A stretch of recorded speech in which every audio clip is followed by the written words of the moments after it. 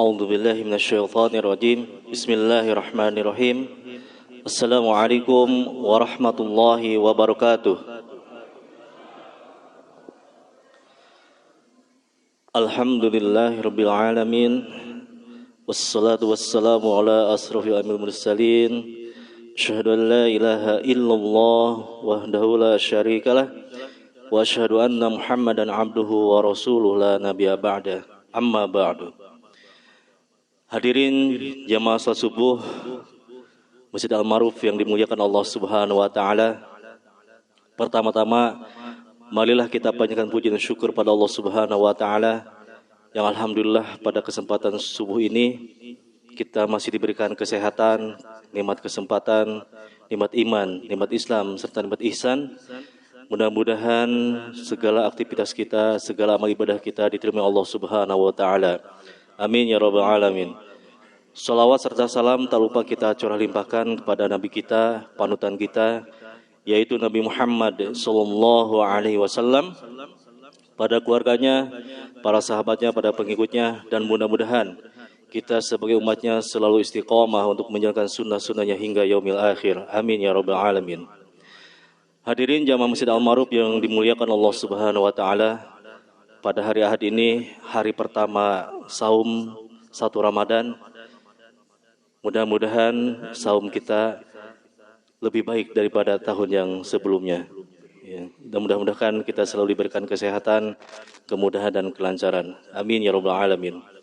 Baiklah, untuk mempersingkat waktu, marilah kita bersama-sama untuk mendengarkan kuliah subuh pada pagi hari ini yang insyaallah akan disampaikan oleh Ustadz Amin Nuroni dengan tema Ramadan Syahrul Quran. Namun sebelum kita mulai acara pengajian ini, marilah kita bersama-sama membacakan basmalah. Bismillahirrahmanirrahim. Untuk selanjutnya kami persilahkan kepada Pak Ustadz. Tafadhol Ustadz.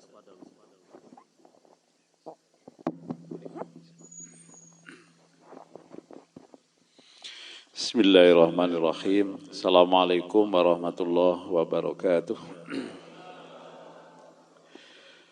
Alhamdulillahilladzi hadana lil iman wa arsyadana ila tariqil Qur'an wa faddalana ala sairil makhluqati bil aqli wal bayan alladzi farada siyam fi syahri Ramadan alladzi unzila fihi al-Qur'an hudal lin-nasi wa bayyinatin minal huda wal furqan. Asyhadu an la ilaha illallah wahdahu la syarikalah wa asyhadu anna Muhammadan abduhu wa rasuluh.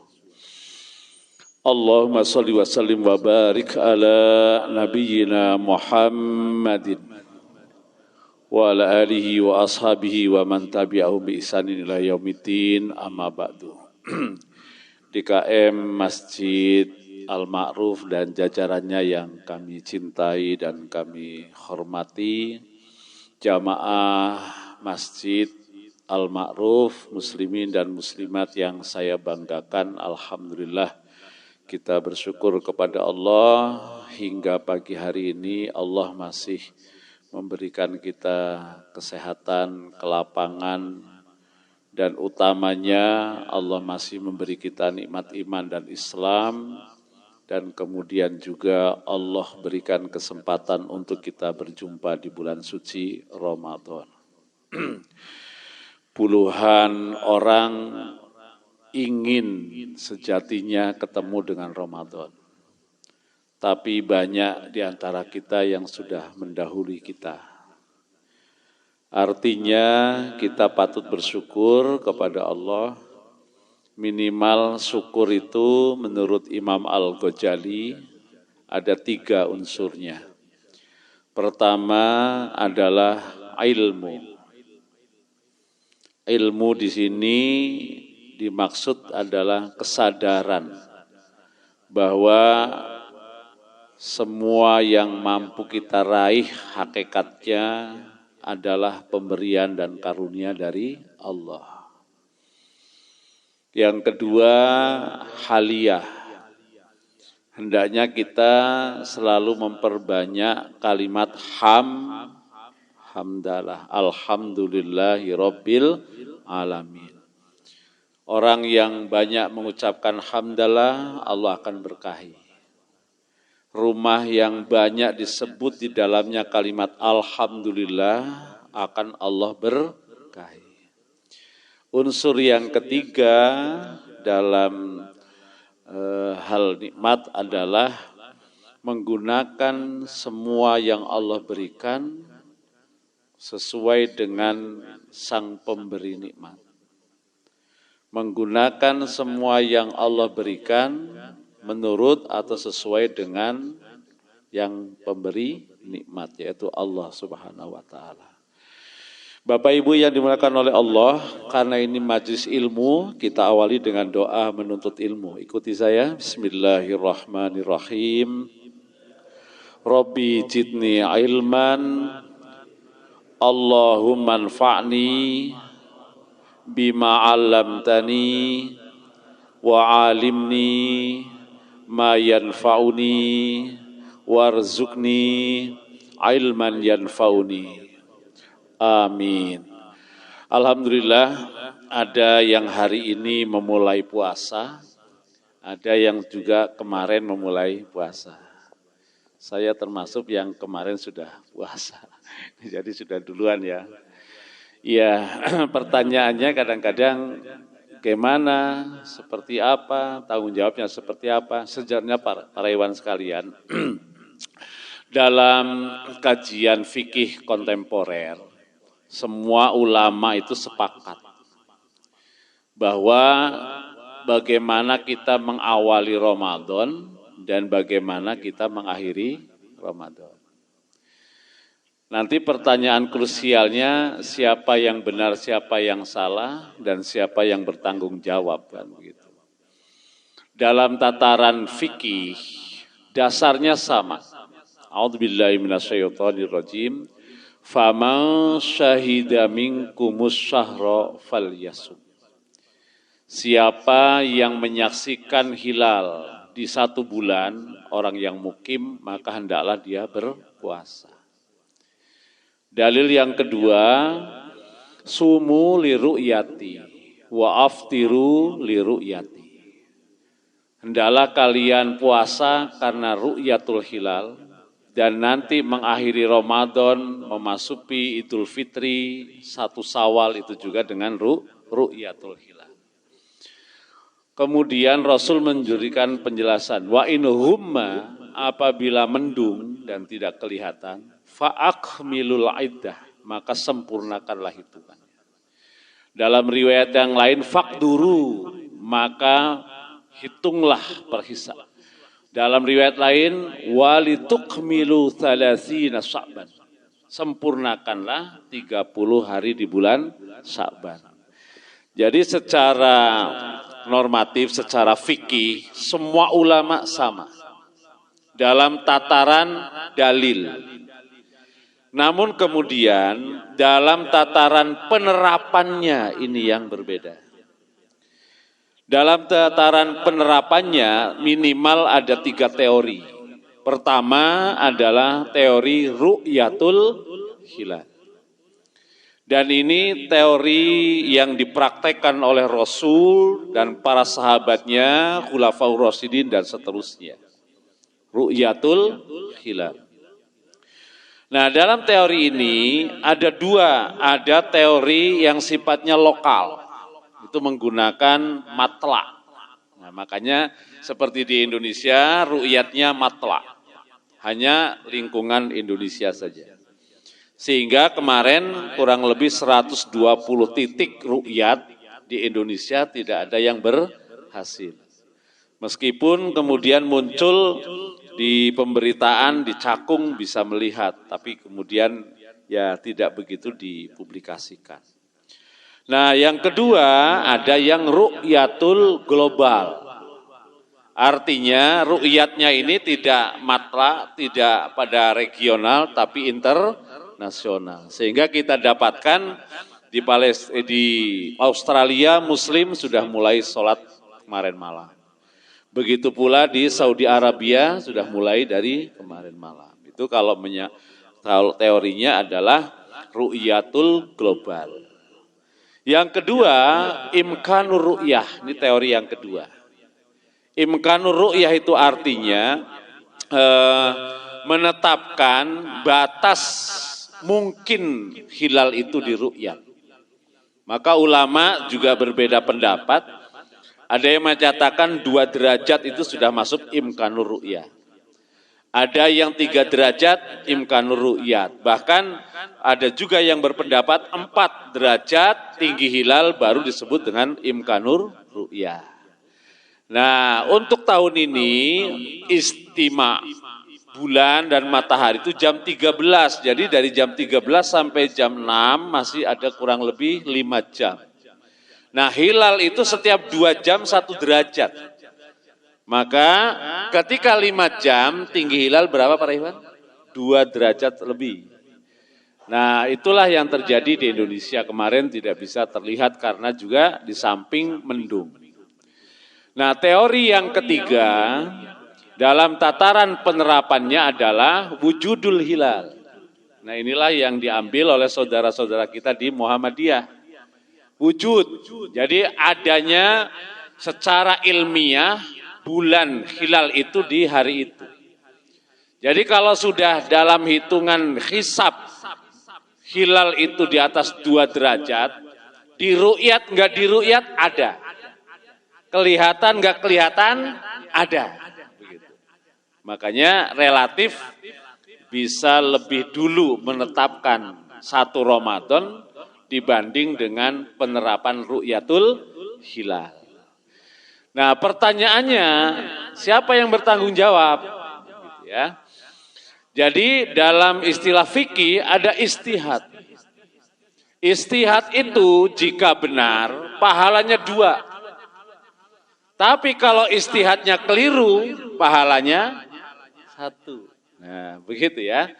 Nah, alhamdulillah kita umat Islam sebenarnya tidak harus bingung. Kenapa bingung? Karena masing-masing institusi sudah memberikan jaminan tanggung jawabnya nanti di hadapan Allah Subhanahu wa Ta'ala. Jadi jelas ya Pak Iwan ya. Insya Allah yang kemarin ada penanggung jawabannya. Hari ini juga ada yang bertanggung jawab. Bahkan dalam kajian Subulus Salam itu sebagai syarah dari Bulughul Maram, Imam As-Sun'ani dalam ta'liknya menyebutkan di masa-masa ulama tidak sejalan dengan pemerintahan, banyak ulama yang beristihad untuk personal. Nah, itu ya di kalangan dulu nih para ulama yang tidak sejalan dengan pemerintah di masa kerajaan-kerajaan. Artinya dengan ilmunya ketika para ulama tahu sudah ada hilal untuk dirinya, sementara pemerintah berlainan, maka dia laksanakan itu hasil ru'yat untuk dirinya sendiri. Tidak untuk orang lain. Itu namanya ranah istihad. Ini bagaimanapun ya kita supaya tidak menjadi curiga karena perbedaan, juga tidak timbul kebencian karena perbedaan, tapi sesungguhnya itu ada ranah fikih istihad yang masing-masing dalam ilmu fikih itu akan mendapatkan ganjarannya. Itu 1. Yang kedua, para Iwan, ada juga dalam kajian fikih kontemporer istilah imsak. Nah, imsak ini kira-kira ada di Indonesia atau di seluruh dunia, para Iwan. Nah, sebenarnya yang menjadikan kita paham atau tidak karena ilmunya. Dari mana sesungguhnya dasar imsak itu? Imsak sebelum imsak sebelum azan subuh. Berapa menit, Pak? 10. Nah, dari mana itu? Nah, di dalam satu riwayat ada sahabat yang ditanya tentang bagaimana Rasulullah SAW sahur, karena memang sunnahnya dalam Islam itu sahur itu diawalkan apa diakhirkan? Diakhirkan. Kalau futur diawalkan. Nah, ketika bicara tentang sahur itu sunnahnya diakhirkan, ada yang bertanya, Rasulullah ketika sahur dengan sholat subuh kurang lebih berapa lama jaraknya? Begitu. Nah, maka kemudian sahabat mempersaksikan bahwa jarak antara Rasul sahur dengan sholat subuh kurang lebih membaca ayat berapa? 50 ayat. Nah, maka kemudian hitungan umum para ulama dalam observasinya, dalam penelitiannya, kurang lebih nih bacaan ayat 50 itu ya kurang lebih 10 menit. Nah, itulah dasar tentang imsak. Begitu ya. Jadi ini mau tidak mau memang kajian kontemporer ya, kita harus paham tentang itu. Jangan sampai sudah berjalan, Pak imsak itu apa? Nggak tahu deh. Nah, nggak begitu ya. Jadi minimal harus tahu ilmunya gitu ya. Wallahu a'lam bishawab. Ya, baik para ikhwan, kaitan dengan ini berapa? 45 menit ya. Ini sudah 15 menit, nggak apa-apa lah. Ya, nanti kalau nggak selesai kapan-kapan sambung lagi. Mudah-mudahan begitu ya. Para ikhwan sekalian, sebelum saya menyampaikan tentang Quran Ramadan adalah Syahrul Quran, saya takut lupa. Saya akan berpesan 5 hal terkait dengan Ramadan. Pertama nih para ikhwan, jadikan Ramadan itu bulan baca Al-Quran. Kita usahakan sungguh-sungguh untuk tadarus Al-Quran. Apalagi kalau punya program, maunya khatam berapa? Kalau contoh, kalau saya sih nggak pantas ya. Istri saya tahun yang lalu alhamdulillah programnya 2 kali khatam. Nah tahun ini kemarin ngomong insya Allah 3 atau 4 kali khatam. Nah kan program namanya. Jadi kalau seumpama 4 kali khatam, konsekuensinya setiap hari 4 juz. Nah, konsekuensinya. Coba bayangkan kalau kita para ikhwan, bapaknya, ibunya, anaknya one day one juz, 1 juta huruf di rumah kita dibaca itu Al-Quran. Betapa berkahnya. Ya nanti ada kaitannya. Di satu nih ya. Coba kita bersungguh-sungguh itu. Yang kedua para ikhwan, bersungguh-sungguhlah dalam tahajud atau qiyamul Ramadan. Yang kedua. Bersungguh-sungguhlah dalam tahajud. Kemudian banyaklah berdoa. Ketika kita tahajud. Subhanallah. Doakan saudara kita, ibu kita, orang tua kita, adik kakak kita, dan muslim di sekitar kita. Atau kalau memang kita mampu, doakan tuh muslim Rohingya, muslim Uyghur, Palestina. Doakan, Masya Allah. Dan juga jangan lupa itikaf para ikhwan. Dulu masih muda, nantilah kalau sudah tua saya itikaf. Begitu sudah tua nantilah kalau sudah pensiun itikaf. Sudah pensiun nantilah kalau sudah punya kerjaan sendiri. Lo enggak itikaf nih para ikhwan. Nah jadi dicanangkan jauh-jauh hari. Nih pesan saya yang kedua, perbanyak, jaga betul itu tahajud. Perbanyak doa di malam hari. Kemudian niatkan untuk itikaf 10 hari. 10 hari.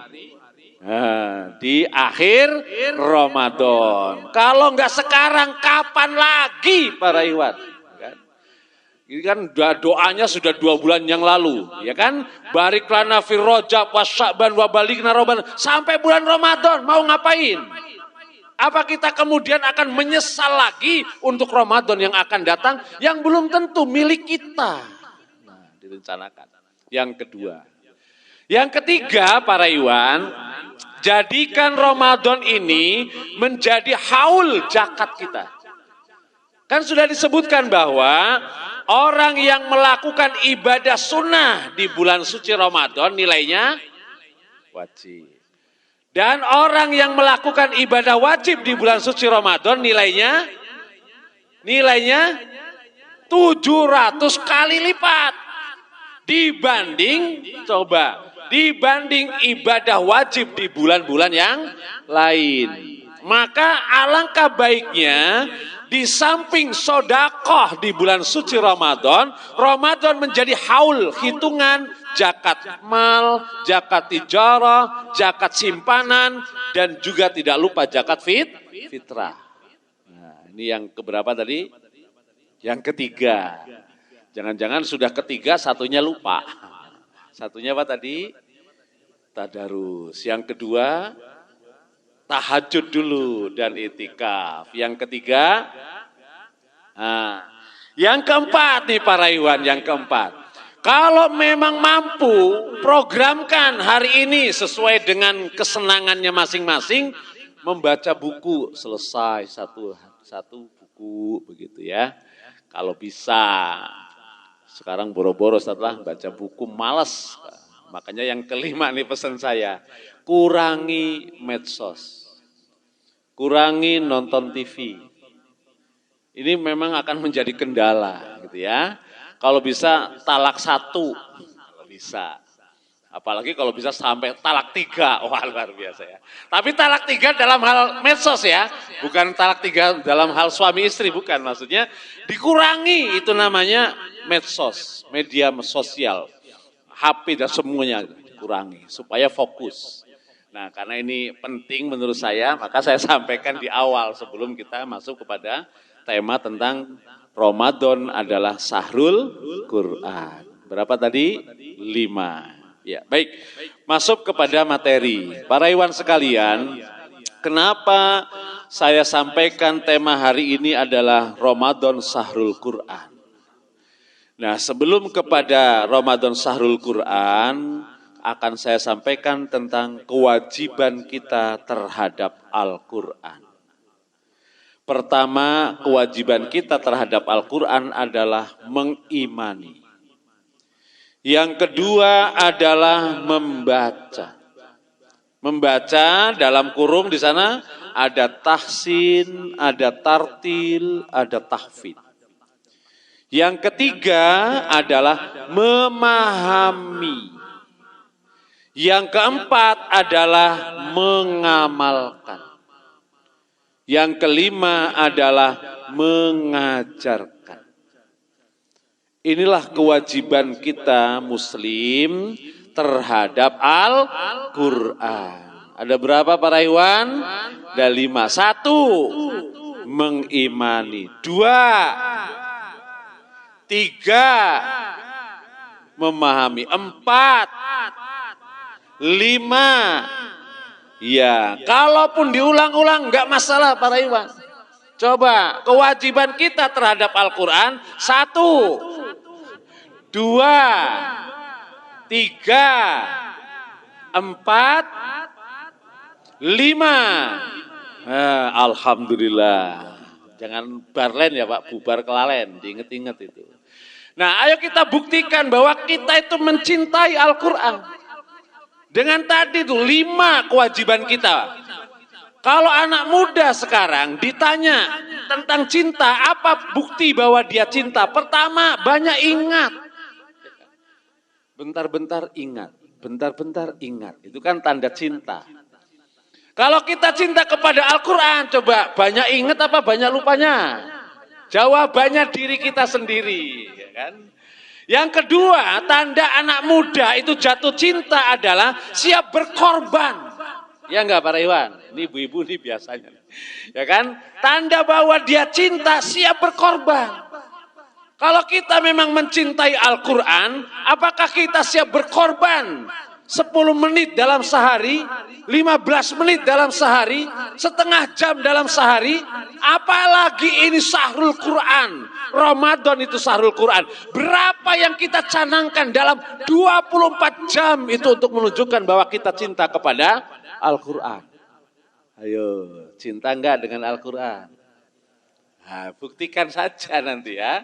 Pertama, banyak ingat Quran. Yang kedua, siap berkorban berapa menit dalam sehari untuk membaca Quran. Kewajiban kita terhadap Quran ada berapa tadi?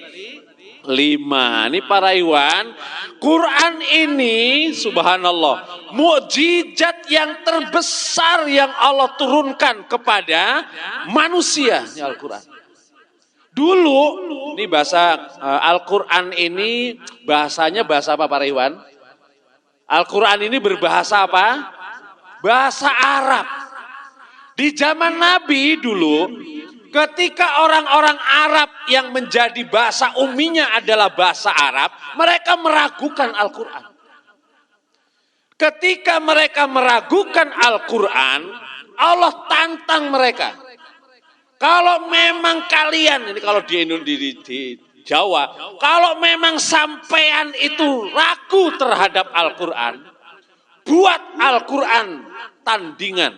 Begitu ditantang oleh Allah. Ya, ini tantangan pertama. Ternyata mereka ragu terhadap Al-Quran, tapi membuatnya sendiri tidak bisa. Nyerah dia. Kemudian diturunkan tantangannya. Kalau memang membuat Al-Quran di 114 surat itu Anda tidak mampu, buat 10 saja. Asyru suwarin. 10 surat. Jadi berapa persen? Tadi kan 114 surat. Nggak bisa tantangan yang pertama.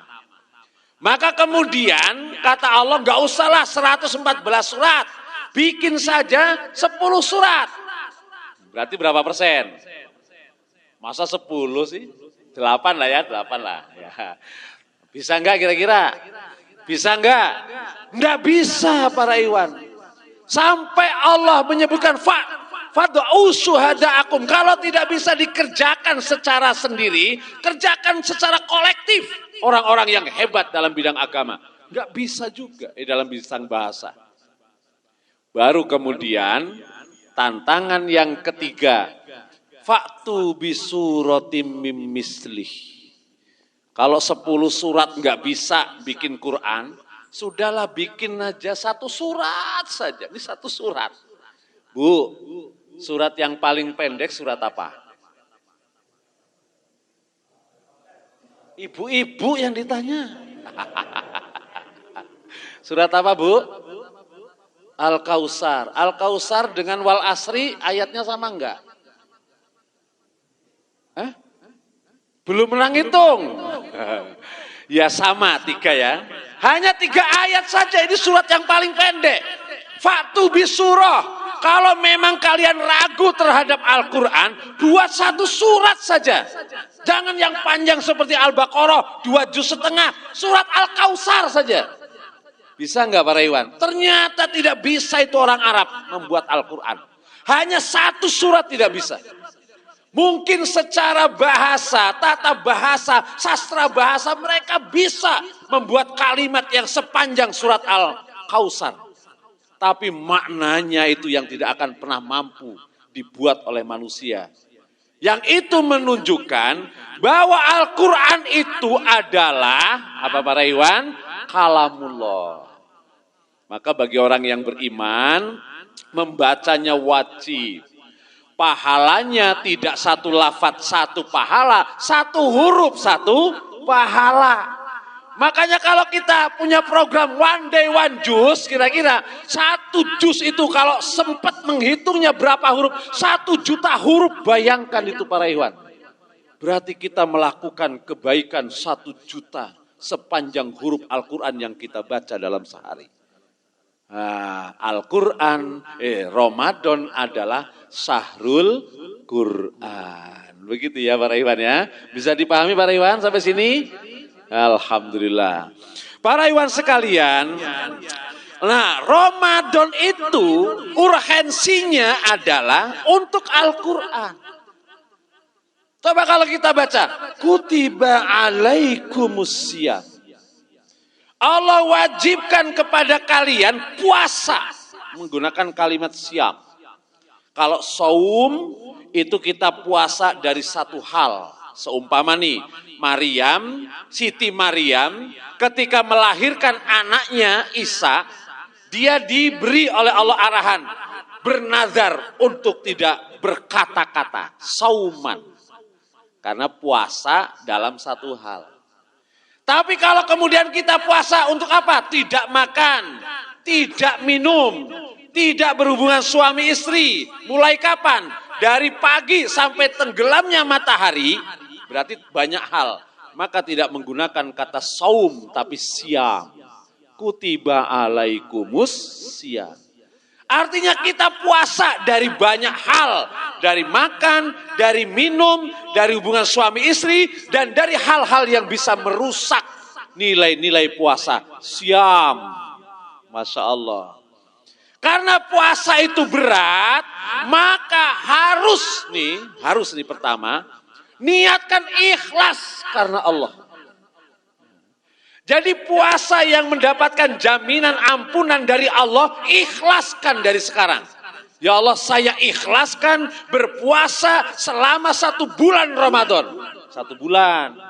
Makanya nanti nggak ada ngot-ngotan ya. Sudah tak 4 hari. Ini kayaknya udah 10 hari udah banyak yang nggak puasa. Saya ikut-ikutan nah seumpama gitu kan. Loh kalau yang niatnya nggak ikhlas, gampang putus. Nah, apalagi nanti ini udah 10 hari terakhir mudik. Wah, ya kan? Nggak puasa. Masya Allah. Makanya man soma Ramadana imanan wahtisaban. Yang kedua, man qoma Ramadana imanan wahtisaban. Ini menjadi penting, niatkan ikhlas sejak awal. Karena orang yang ikhlas dalam niat, insya Allah Allah akan mudahkan, Allah akan kuatkan, dan dia senang dalam menjalankan kewajiban itu. Ikhlas. Nanti ketika haus, ikhlas. Ketika lapar, ikhlas. Ketika warung-warung di siang hari mulai buka, ikhlas. Ketika sudah 20 harian, ikhlas. Ya kan? Loh, makanya puasa itu pahalanya besar para Iwan. Puasa itu pahalanya besar. Kalau standar ibadah, 1 ibadah nilainya 10, dilipat gandakan menjadi 70, bahkan yudha'af menjadi 700. Itu kalau amalan yang biasa. Tapi puasa ini hitungannya nggak ada, begitu loh. Kalau pakai 00, nolnya itu sampai mentok. Nah, begitu ya. Jadi pahala puasa itu pahalanya sampai mentok, nggak terhitung. Karena apa? Ana ajzibi, saya kata Allah yang akan mengganjar puasa mereka. Jadi nggak pakai hitungan normal. Kalau hitungan normal, 1 ibadah 10 kebaikan. Bisa dilipat gandakan menjadi berapa tadi? 70. Bahkan sampai 700. Kalau puasa, 0 unlimited. Nah, bahasa sekarang ya. Jadi tak terbatas. Nah, kenapa para Iwan? Ibnu Rajab menyampaikan bahwa ibadah di dalam Islam yang ganjarannya tidak ada batas adalah sobar. Ya para Iwan? Innama yuwaffas sabiruna ajrahum bighairi hisab. Sesungguhnya hanya saja orang-orang yang sabarlah yang mendapatkan ganjaran tanpa perhitungan, tanpa batas, unlimited. Kenapa? Karena puasa itu sejatinya adalah latihan kesobaran. Sobar menjalankan perintah Allah, sobar menjauhi larangan Allah, sobar menerima segala keputusan dan ketetapan dari Allah. Nah, sobar itu identik sekali dengan puasa. Sehingga orang yang berpuasa pahalanya unlimited tadi ya. Tanpa batas. Makanya niatkan jauh-jauh hari apa tadi? Ikhlas. Nah, ini lama-lama kayaknya bingung apa malah paham atau malah gak jelas nih mereka. Saya khawatirnya sudah ngisi panjang-panjang lama-lama tambah gak jelas gitu. Nanti pulang apa gak ngerti deh saya. Ya, jadi ya kalau jelas alhamdulillah. Jadi ingat-ingat ya pesan saya tadi 5 apa 4 tadi ya? 5. 1, sungguh-sungguh membaca Quran. 2, sungguh-sungguh tahajud malam dan i'tikaf. 3, menjadikan Ramadan sebagai haul zakat mal dan zakat fitrah. 4,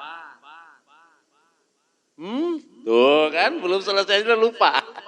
Yang keempat, iya apa? Kalau bisa targetkan baca 1 buku untuk mengisi waktu. Yang keempat, yang kelima, kurangi bermedsos atau nonton TV atau yang lainnya. Ya. Yang kedua, kewajiban kita terhadap Al-Quran, satu, mengimani. Dua, tiga, empat, lima. Alhamdulillah. Yang ketiga, ayo kita awali Ramadan ini dengan niat yang ikhlas. Karena pahalanya sangat besar. Kapan itu kita puasa? Ayyamam ma'dudah. Pada hari-hari yang ditentukan. Hari-hari yang ditentukan itu kapan? Syahrul Ramadan. Kan begitu ayatnya berurut. 83, 183, 84, dan 185. Nah, bulan Ramadan, kenapa bulan Ramadan? Unzila fihil Quran. Nah, karena di bulan suci Ramadan itulah Allah turunkan awal mula turunnya Al-Quran. Sehingga para ulama menyebutkan, jadi Allah wajibkan puasa di bulan suci Ramadan demi Al-Quran. Begitu. Allah muliakan bulan suci Ramadan karena Al-Quran di dalamnya. Kenapa para ikhwan? Karena Al-Quran inilah mukjizat satu-satunya yang Allah abadikan sampai hari kiamat. Tidak akan pernah hilang. Dan disitulah nilai-nilai kemaslahatan hidup yang mestinya bisa diperoleh manusia seluas-luasnya. Para ikhwan, saya sampaikan bahwa fitrah manusia itu ada dalam Islam. Fa'akim wajhaka lid-dini hanifah. Dan Islam itu dijabarkan oleh Allah sepanjang Al-Quran. Saya ulangi lagi. Fitrah manusia itu sesungguhnya di dalam Islam. Dan Islam itu dijabarkan oleh Allah sepanjang Al-Quran. Jadi kalau manusia jauh dari Al-Quran, dari Islam, seperti halnya ikan yang hidup di luar air. Begitu. Jadi manusia pasnya mereka hidup di dalam Islam. Seperti halnya ikan itu pasnya di mana? Dalam air. Kalau manusia keluar dari syariat Islam, maka ibaratnya seperti ikan keluar dari, gimana ikan keluar dari air? Nah, apa nih bahasanya apa tadi? Kelepek-kelepek apa gelepar-gelepar? Nah gitu ya. Loh ini benar nih. Fa'akim wajhaka lid-dini hanifah. Saya ulangi, mengapa saya tegaskan tentang Ramadan Syahrul Quran? Karena sejatinya siam itu Allah wajibkan demi Al-Quran. Dan Allah muliakan Ramadan itu karena tanda di awal turunnya Al-Quran. Mengapa begitu pentingnya Al-Quran bagi manusia? Karena manusia Allah ciptakan fitrahnya itu dalam Islam. Dan Islam itu dijabarkan sepanjang Al-Quran. Jadi kalau manusia keluar dari Islam, maka manusia keluar dari fitrahnya. Seperti halnya ikan, fitrahnya dalam air. Kalau dia hidup di luar air, maka dia akan digoreng. Kok tadi akan digoreng katanya? Akan menggelepar-gelepar. Nah ini para ikhwan, coba direnungkan lagi. Saya kayaknya nggak perlu membahas banyak, waktunya sudah habis ya. Nah ini dasar betul, Masya Allah. Jadi inilah yang menjadi problem kita umat Islam hari ini. Kita ini Pak, mestinya nih umat Islam dengan Al-Quran, kalau para ikhwan baca surat Wal-Adiyat. Makanya kan tadi saya sampaikan kewajiban kita kepada Al-Quran, 1 mengimani, 2 membaca, 3 memahami. Coba baca Wal-Adiyati Dhabaha, kuda perang. Wal Muriyati Qadha, Wal Mughirati Subha, Fa'atharna bihi naqa'a. Coba bayangkan tuh surat Wal-Adiyat. Sudah hafal? Sudah hafal? Alhamdulillah. Sudah paham? Wal-Adiyat? Lah kapan maning? Lo kan awal adat kan pendek masih di awal. Ini bicara tentang kuda perang. Kuda yang larinya sangat kencang. Dari sangat kencangnya memercikkan api. Subhanallah. Dia langsung menyerang ke jantung musuh. Coba kira-kira kalau kuda lari sampai memercikkan api itu, larinya itu di lumpur apa di batu? Di batu. Lah kalau sampai memercikkan api, kenceng apa pelan? Hah? Coba Allah menggunakan sumpah itu dengan binatang. Biasanya kan Allah menggunakan benda-benda yang besar. Was sama demi langit. Wal ardi demi bumi. Wan nujum demi bintang. Benda-benda yang besar. Tapi kemudian ini menggunakan kuda. Wal adiyati dobha. Itu untuk menggambarkan umat Islam itu umat yang sangat hebat. Umat yang punya karismatik. Umat yang punya harga. Umat yang punya wibawa. Mestinya begitu, Masya Allah. Tapi betapa murahnya umat Islam hari ini. Ya nggak para Iwan? Peran nggak punya. Ditakuti nggak punya. Yang ada dicolok setiap hari. Masya Allah. Hanya untuk kepentingan politik semua yang dikorbankan hanya umat Islam. Padahal ayatnya kita baca wal adiyati dobha. Coba Rasul menggambarkan mestinya karisma umat Islam itu dampaknya kepada musuh perjalanan 1 bulan orang sudah takut kepada umat Islam. Jadi berjalan 1 bulan. Jadi kalau seumpama muslimnya ada di Jakarta, baru ngomong muslimin mau ke Surabaya, orang Surabaya sudah takut semua. Begitu. Kalau perjalanan 1 bulan. Karena perjalanan 1 bulan itu dulu perang Tabuk. Di mana perang Tabuk itu di perbatasan kota Sam. Kurang lebih 900 km dari kota Madinah. Ketika perang Tabuk itu, Masya Allah, Allah memberikan kabar lewat Rasulullah, bahwa muslimin baru mau berangkat ke Tabuk. Orang Tabuk sudah takut luar biasa. Lah kalau sekarang ya Allah, boro-boro takut sama umat Islam, ya kan? Iya, kira-kira begitu ya Pak Rewan. Ini contoh, makanya tadi kewajiban Al-Quran itu apa tadi? Kewajiban kita terhadap Quran, meyakini, membaca, memahami, mengamalkan, dan mengajarkan. Disinilah sesungguhnya peran urgensinya Quran dalam hidup. Nah, kapan lagi? Bagaimana muslimin mau punya wibawa? Ya Qur'annya nggak pernah dibaca. Nah begitu kan kira-kira. Ayo kita rubah. Jadikan Ramadan menjadi sahrul Qur'an. Saya ulangi, manusia diciptakan fitrahnya di dalam Islam. Seperti halnya ikan, Allah ciptakan fitrahnya dalam air.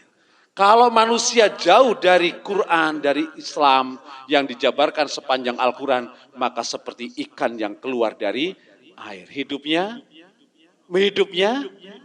kelepak-kelepak katanya. Loh, jadi sekarang nih para Iwan, ilustrasinya semua bentuk kerusakan di muka bumi ini sesungguhnya itu pembuktian kalau manusia keluar dari Quran, itulah yang terjadi. Begitu ya. Saya ulangi lagi.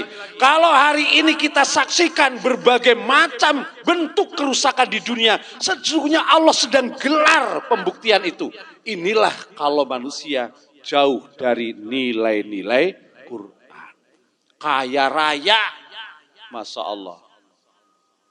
Penghasil CPO terbesar, minyaknya mahal setengah mati. Di mana itu?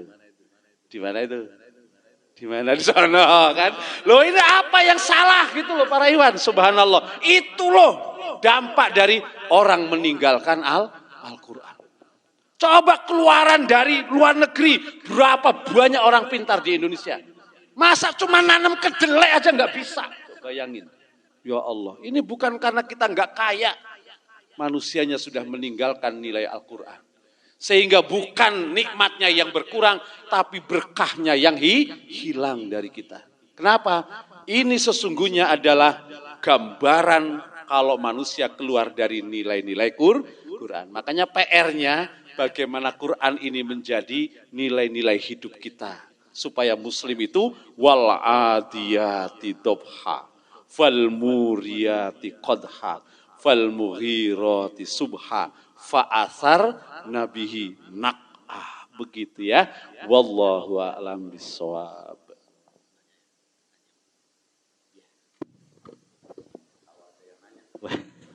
Baik, jamaah Masjid Al-Ma'ruf yang dimuliakan Allah Subhanahu wa taala.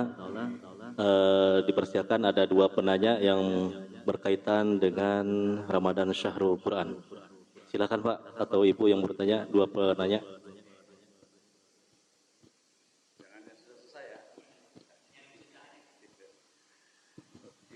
Assalamualaikum warahmatullahi wabarakatuh. Saya mau bertanya Pak Ustadz, pengertian dari nanti itu Quran tidak akan hilang sampai kiamat. Sedangkan ada juga pengertian Quran itu akan hilang sebelum kiamat. Artinya huruf-hurufnya itu pengertiannya bagaimana Ustadz? Nah, Assalamualaikum warahmatullahi wabarakatuh. Waalaikumsalam. Syukran. Silakan satu lagi Pak atau Ibu yang mau bertanya. Nah, biar langsung dijawab. Gak ada. Satu dulu.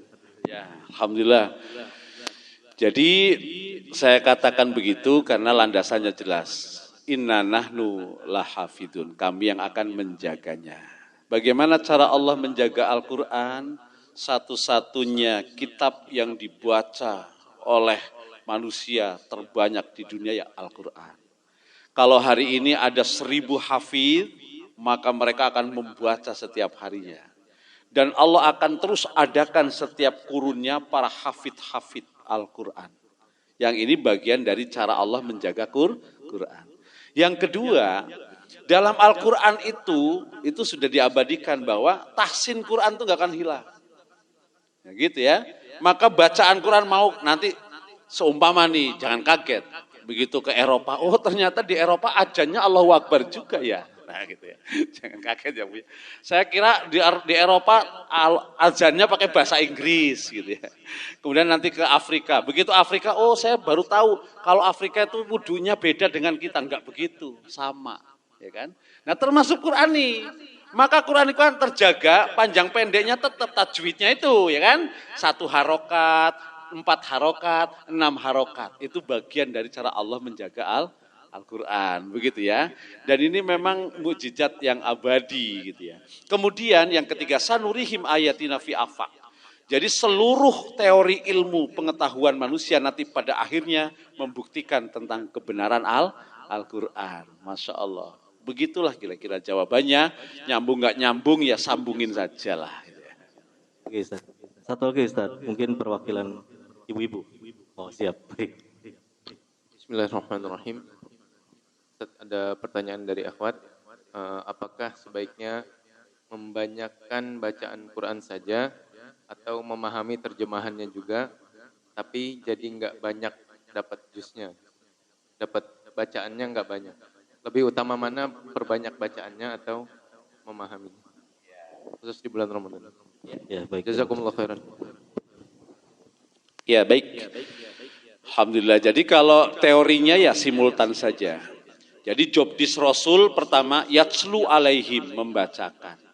Wa yuzakkihim, kemudian memberi penjelasan. Wa yuallimuhumul kitaba wal hikmah. Jadi sesungguhnya 5 kewajiban kita terhadap Al-Quran tadi tidak harus sempurna satu tahapan demi satu tahapan. Pertama meyakini. Meyakini ini bisa ditempuh dengan kita membaca. Membaca kemudian mendorong kita untuk memahami. Setelah memahami, mendorong kita untuk mengamalkan. Itulah rahmat. Jadi bedanya kita dengan orientalis. Kalau orientalis membaca, memahami, bahkan hafal Al-Quran, dia tidak mendapatkan rahmat. Kenapa tidak mendapatkan rahmat? Karena setelah membaca tidak ada dorongan untuk menjadikan Quran sebagai pedoman hidup. Kalau orang yang beriman tidak, begitu. Baru dia meyakini, kemudian terdorong untuk membaca. Setelah terdorong untuk membaca, dia terdorong untuk membacanya saja sudah enak, ya kan? Coba kalau lagi gundah, dengerin murotal enak banget. Paham Pak? Enggak. Lu enggak paham aja udah enak. Nah gitu ya. Itu namanya rahmat. Kemudian mendorong orang untuk memahami. Setelah memahami, memicu orang untuk mengamalkannya. Itu namanya rahmat. Apa itu rahmat? Karunia Allah yang mendorong orang untuk melakukan satu kebaikan. Maka disebut Quran itu rahmat bagi orang-orang yang beriman. Kalau enggak yang beriman, tidak akan jadi rahmat. Masya Allah. Munjid itu yang ngarang non-muslim. Tafsir-tafsir Quran dibaca orang-orang muslim. Saya pernah dapat video dari Habibie almarhum. Ternyata ketika dia sholat tahajud, orang Yahudi sudah bangun duluan. Ketika dia baca Quran, ternyata Yahudi juga baca Quran terus. Nah, kemarin kita mengadakan acara dengan Arimatia di mana di Jogja. Arimatia ini satu lembaga terkait dengan Mu'alaf Center ya, Mu'alaf Center. Nah, kita hadir di sana pendeta. Pendeta itu cerita, ya kami membaca mushaf Quran itu setiap maghrib, dari maghrib sampai isya. Tujuannya apa? Hanya ingin tahu Islam, cari kelemahan Islam, dan titik-titik kekuatan Islam. Lah yang non muslim saja bacanya maghrib sampai isya rutin gitu loh. Lah kalau kita kan gitu kira-kira ya para ikhwan. Nah ini untuk menggambarkan. Nah bedanya nanti kalau mereka membaca tidak melahirkan rahmat, kalau orang beriman paham enggak paham sudah mendatangkan rahmat. Jadi mana teorinya? Simultan. Membaca, memahami dan mengamalkan. Wa yu'allimukumul kitab. Dengan kita melakukan satu kebaikan, Allah akan ajarkan kebaikan berikutnya. Makanya teori dalam Islam, pahami, amalkan. Nanti Allah yang akan menambahkan ilmunya. Wallahu a'lam bishawab. Cukup. Ya mudah-mudahan ada manfaatnya. Ramadan kita tahun ini lebih baik dari tahun sebelumnya. Dan kita berdoa mudah-mudahan Allah jadikan kita ahlullah, ahlinya Allah. Dengan kita konsentrasi banyak membaca Al-Quran. Wallahu a'lam bishawab. Baik hadirin jamaah besar almarhum yang dimuliakan Allah Subhanahu wa taala. Alhamdulillah kita sudah mendengarkan kuliah subuh ini sangat bermanfaat sekali untuk kita semuanya tentang temanya Ramadan Syahrul Quran. Mudah-mudahan kita bisa mengamalkannya dalam bulan Ramadan ini dan bulan berikutnya. Dan alhamdulillah Ustadz di sini juga sudah melaksanakan one day one juice.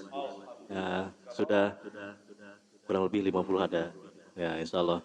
Ini sudah menghatamkan 4 kali dan insya Allah Ramadan itu bisa ke 5 kali. Insya Allah. Jadi pada jamaah dipersilakan nanti yang mau ikut one day one juice setelah sholat tarawih, pada tarawih. Inti lanjutkan insya Allah. Baik, karena waktu sudah menunjukkan jam 6:05. Nanti tadarus bersama. Jadi ada yang mentor. Alhamdulillah. Karena waktu sudah menunjukkan jam 6:05 dan waktunya syuruk sudah masuk. Marilah kuliah subuh ini kita akhiri dengan membaca doa kafaratul majlis. Subhanakallahumma wa bihamdika asyhadu an la ilaha illa anta astaghfiruka wa atubu ilaik. Walhamdulillahirabbil alamin. Wassalamualaikum warahmatullahi wabarakatuh.